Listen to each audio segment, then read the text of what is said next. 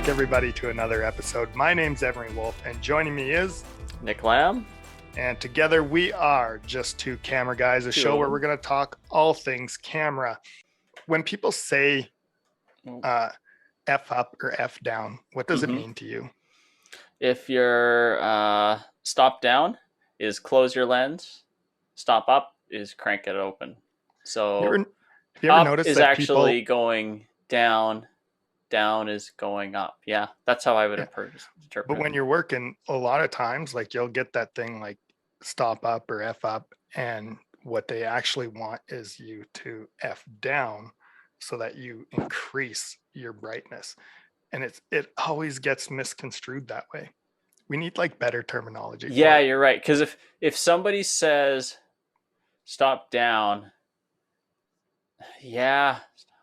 You're right. Like the camera way, how you're explaining it is actually the correct way, but no one ever does it like that. It's the weirdest thing. If they're saying down, they're meaning let less light in. It's always been the way that I've interpreted. And stop up a bit means let a little bit more light in. Wait, didn't you just describe it as? Did I say the opposite? Yeah. That's why we need better terms. If you're stopping down, you should be going like, from F4 to F2.8 to F1.4, whatever the next step is, right? Did I just mess it up? Stop down. Yeah. And then stopping up would be going 4 to 5, 6 to 8. But how it's interpreted is the other way. I want brightness, stop up. And it's like, well, up would make it darker. So what do you want? You actually want me to stop down. It always gets... But yeah, I've changed my mind now. If somebody said stop up, I would assume that they mean make it brighter. When they say stop down, I'd assume they would mean make it darker. Yeah, which is actually incorrect. Where I'm Googling it. Because if I'm on the camera and I say we need to stop down a bit, I mean let's make it darker. And if I say stop up, I mean I want it brighter. Maybe you're right. So stop up means doubled, stop down means cut in half. That's not really right. The numbers wise, it doesn't make any sense. Because up, your number is actually getting lower. And down, your number is getting higher and actually bigger. So mathematically, it doesn't make sense. But it does make sense light-wise. I can get my head around that. Like stop up a bit. Bring your light up a bit. Down, bring your light down. Like make it so that it's too bright and I want it down. This is so I'm like reading a forum on it, and it's they're like arguing the same thing. Yeah, basically going back and forth. Yeah, because there's somebody. So if you had somebody that could craft a pretty good argument, they would be able to. Whoever could craft the best argument would win in this one, because I feel like you could argue either side quite effectively. Yeah. I don't know what the right way is. I think my way is the right way. Well, I just know. So when usually not a ton of people said it, but I remember Ken would say it, and he would say, "Stop down a bit," and it would always mean make it darker, like it's too bright. I would trust a guy like that over anything, to be honest.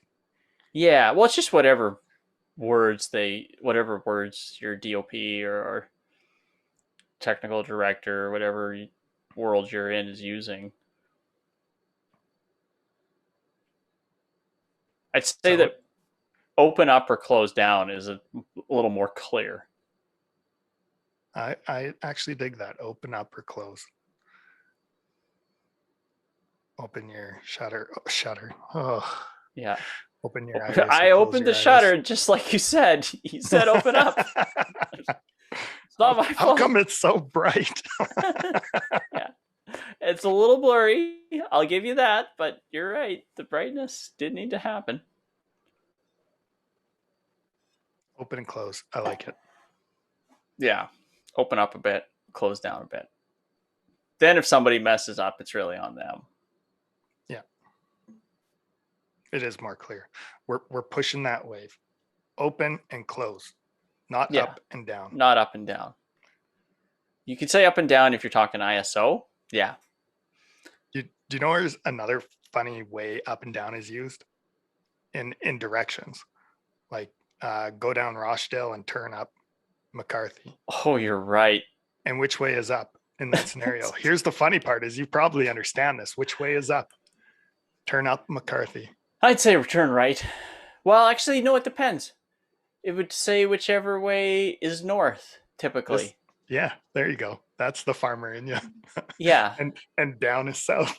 Yeah, down is south. So I in Australia, it's the opposite. I had a first encounter with directions in a long time yesterday. So when I was in Regina, I borrowed the Brocco's chainsaw, but he was in Winnipeg. So his dad had to pick it up from his house. And then his dad was like giving me directions to his house. But it was like go east on till you hit Park, and then you go south. And I couldn't follow it. I hadn't had directions given to me in forever. It was like, okay, I'm just going to punch your address in Google. Because I'm not sure. I have no idea what you're telling me. The idiocracy of life, eh? When it's too easy on your phone, we're just getting dumber. Yeah. But I couldn't wrap my head around it. It was like, okay, go whatever direction till I hit Park, and then go south on Park till I go... That wasn't happening. What kind of directions did you guys give out to the lamb farm? Well, this is my problem. I've always been directionally. I've got limited. What's the word? Is that spatially? My brain doesn't process. Like I'm missing. Have you ever played the game The Sims? Yeah, or like Tetris. Yeah, I wasn't given enough points in that area. So I don't have very many points in the direction. So I actually get twisted around and confused and can't find. I get lost easily. So on the farm, it was more of the. Oh, how do I tell you how to get there? Because it had to get dumbed down for me. And then it would be turn north, and I'd be like, I don't know which way north is because I just get twisted around. This seems funny to me too, right? Like I actually feel like being directional is like a photography thing or a videography thing. And the reason being is because you always have to kind of know where the sun is and what time of day it's going to be where. And so like you're always paying attention to that. So like I always feel like you should be able to, like, if the sun's over there, well, it's west, and if it's over there, that's east. And that's you're right strong there, in that area though, right? I don't like know. You're strong directionally and understanding of where all that is. Yeah, like I mean I do okay. So I would say that you are using that as your strength in that area. For an example, like, well, and Saskatchewan's easy because we got our grids, right? So yeah, you're right. I can tell which way south is for the most time. When you get into like some winding roads, that can kind of twist you up a little bit, or like if a lake curves or something and you're out boating on it, and that can kind of twist you up a bit. But I can make, I get what you mean. Like it would be an asset if I could do that, but I've got a really strong, my mind's eye is really strong, and I can picture what something would look like if I did X or Y or Z. Does that make sense? Yep. So I can use that to kind of overpower my directional deficiencies. You're talking about that like spatial organization thing in games and stuff as well. Like I think I'm okay at that. Yeah. Like, that's kind of like when you look at my photography, I think that's what you will see. It's like, oh, this is very structured. Yeah. So, and that's great. Like I think that's you can use that to a huge strength. I wish I had that. I just have to use different strengths to overcome that weakness. I don't know if it's a weakness. Like I'm not even saying I'm particularly strong. Like I think I like in the photos for sure, I have to work at it, right? Like I'm thinking about where that stuff is and how Yeah. it's going and what lines up to what. But And yeah, so like to bring it to sports, so naturally even though I wouldn't like when I look at the rink, I don't get lost in like which way is the that goal and that, but like my lack of spatial recognition, I can make up with repetition and um, muscle memory and all that kind of stuff. So it's not, I can kind of overcome it. And I think that's probably why I practice more than most people too, to build that up. what makes you strong in your visual style? Like what are you doing? What are those things? Well, that's the part that's hard to explain because it's just something, it's honestly something that I've just comes natural to me where I can just see something done. I can see the end product in my mind and then work at creating it. So I'm not sure Makes sense to how. me. It's kind of like painters, I think, have that to a certain degree where they can see something and then do it. I can't paint, but I can do that with like light or with photography or video and stuff. Hmm.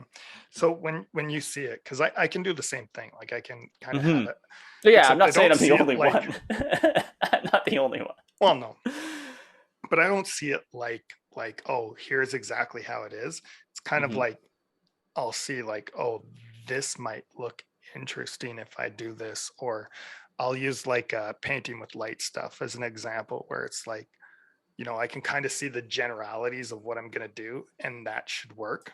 Yeah. But whether or not I know it Oh, will is Jeff entered different. the waiting room. How do I enter him in?